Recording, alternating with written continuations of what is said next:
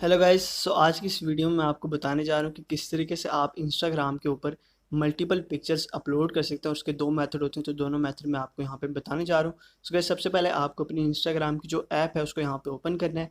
और ओपन करने के बाद गाइस, सबसे पहले पिक्चर अपलोड करने के लिए आपको सबसे सेंटर में नीचे में एक आइकन, जो प्लस का आइकन है, वो आपको यहाँ पे मिल जाता है।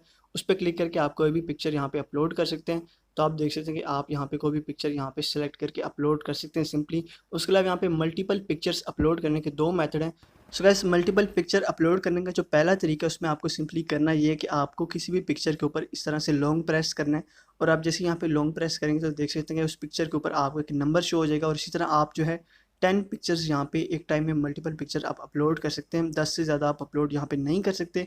तो इस तरह आप अपनी जो पिक्चर है उनको चूज़ कर सकते हैं। उसके अलावा जो दूसरा तरीका आपको यहाँ पे, जो आपको यहाँ पे कैमरे का आइकन मिल रहा है, उसके साथ आपको एक दूसरा आइकन मिल रहा होगा। अगर आप उस पर यहाँ पे क्लिक करेंगे तो आपके सामने यहाँ पे मल्टीपल पिक्चर्स अपलोड करने का ऑप्शन आ जाएगा। और आप अपनी जो पिक्चर्स हैं यहाँ पे चूज़ करके अपलोड इजीली कर सकते हैं।